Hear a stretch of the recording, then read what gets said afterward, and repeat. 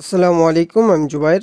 আজকে টিউটোরিয়ালে আমরা আপনাদের যেটা দেখাবো সেটা হচ্ছে যে এই যে আমরা কি করেছিলাম, এখানে এক্সিএস ব্যবহার করেছিলাম এবং প্লেস হোল্ডারের যে ফেক এপিআই আছে সেটা কল করেছিলাম। এবার আমরা কি করব, আমরা যে এপিআইটা তৈরি করেছিলাম এখানে ওই এপিআইগুলা ব্যবহার করে দেখাবো। তো ইউজার লগ ইন আমরা প্রথমে করে দেখাবো। এখানে যদি আমরা সেন্ড করি, এই যে দেখেন এই ইনফরমেশনগুলো দিলাম, দেওয়ার পর যদি আমরা সেন্ড করি তাহলে এটা দেখতে পারবো। তো এটাকে আমরা ব্যবহার করার জন্য আমরা কি করতে পারি, যা যা কাজ করা লাগবে সেগুলো দেখব। সেটা করার জন্য আমরা কর্ডস নামে একটা আছে, সেটা ব্যবহার করব, কোর্স।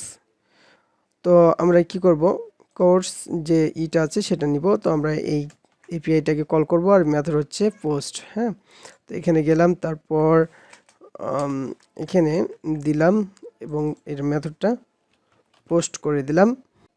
তারপর আমরা যদি এখানে দেখি, এই যে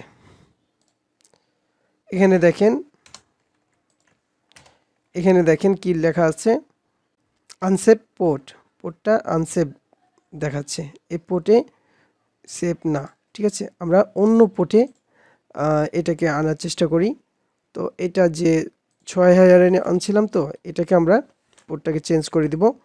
এখানে ব্যাকএন্ডের পোর্ট ইএনভি যেটা আছে এখানে আমরা 8 করে দিলাম। তারপর আমরা কি করতে হবে, একবার সার্ভারটাকে রিস্টার্ট করতে হবে।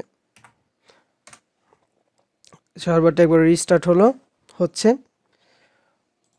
তো আমরা এটাকে কি করি, কেটে দিই।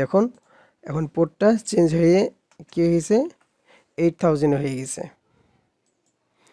এই যে এখানে গেলাম, আর এটাই কেটে দিলাম, এটা আর লাগবে না, এটাকেও কেটে দিলাম। তো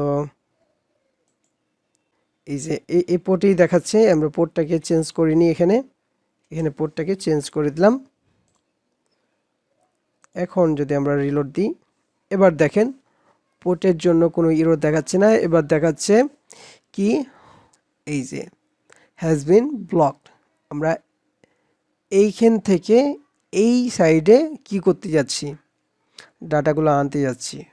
এখানে CORS policy no access allowed origin, এখানে এই যে কর্সটাকে আমরা ব্যবহার করব এখন, যেন আর এরকম ধরনের যেন না মেসেজ দেয়। ঠিক আছে, তো এরকমভাবে থাকলে পরে আপনাকে যেটা করা লাগবে সেটা হচ্ছে কর্স এনপিএম যদি লেখেন তাহলে এটা চলে আসবে।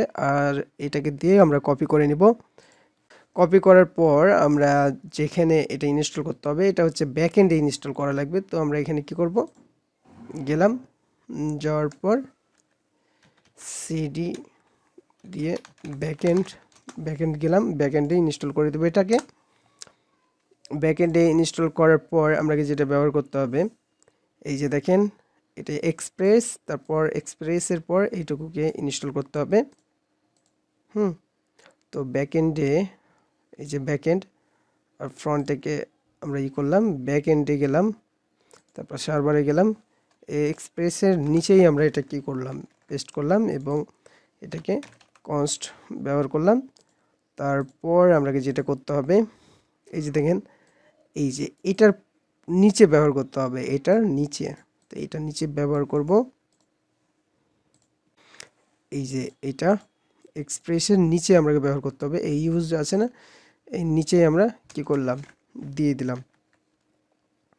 ঠিক আছে, তো এখানে আমরাকে কি করতে হবে, কিছু অপশন দিয়ে দিতে হবে। এখানে যে অরিজিন ট্রু ব্যবহার করতে হবে, আর ক্রেডেনশিয়ালকেও আমরা কি করে দেব, ট্রু করে দিলাম। ঠিক আছে, এই দুইটাকে ট্রু করে দিলাম। এটার অনেকগুলো অপশন আছে, দেখেন এখানে অনেক কিছুই অপশন দেওয়া আছে। আমরা প্রথমত কি করব, অরিজিনটাকে ট্রু করে দিলাম এবং ক্রেডেনশিয়ালটাকে ট্রু করে দিলাম। এখানে অনেক অপশন আছে। তো যখন আপনারা অ্যাডভান্স লেভেলে চলে যাবেন তখন এই অপশনগুলো দরকার হবে। এখন আমরা তো আর অ্যাডভান্স লেভেলে যাই নাই, তো অ্যাডভান্স লেভেলে যাওয়ার পর আমরা এগুলো আরও বিস্তারিত ভালোভাবে শিখব। ঠিক আছে, তো এইটুকু করলাম। করার পর আমরা যেটা করব সেটা হচ্ছে কি, এটা করার পর আমাকে যেটা ব্যবহার করতে হবে, তারপরেও যদি দেখেন এটা আমরা রিলোড দিই, এখানে কি হচ্ছে ব্যাড, এখানে দেখেন ব্যাড রিকোয়েস্ট দেখাচ্ছে। এখানে আমরা ব্যাড রিকোয়েস্ট থেকে বাঁচার জন্য আমাকে যেটা করতে হবে, ইউজার লগ ইন আমরা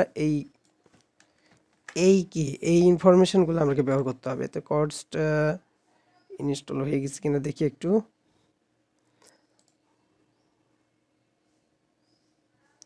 কর্স ইনস্টল হয়ে গেছে, আর একটু আছে, হয়তো নেটের স্পিড বা কোনো কিছুর কারণে একটু সময় লাগছে। তো এটা হয়ে গেছে ইনস্টল।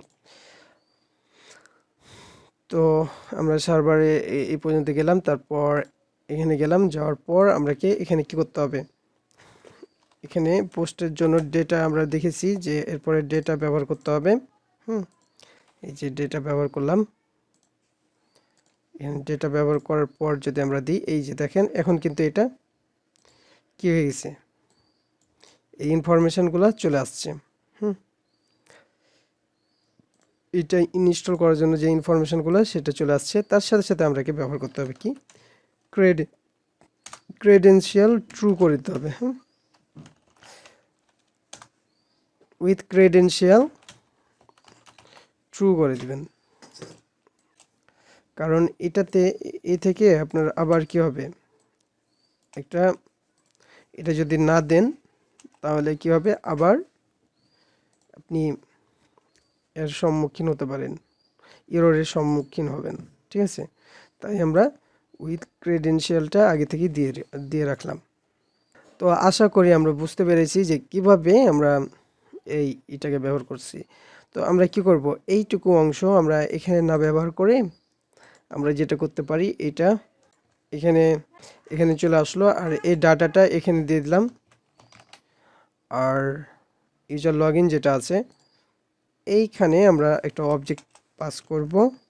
এই যে এখানে অবজেক্ট দিয়ে দিলাম, তাহলেও একই কাজ হবে। ঠিক আছে, এই যে একই কাজ হচ্ছে, এখানে আমরা ডেটাটা পেয়ে যাচ্ছি। এই যে ডেটাগুলা অড টোকেন আর সাকসেস মেসেজ যেটা আছে সেটা কিন্তু আমরা পেয়ে যাচ্ছি।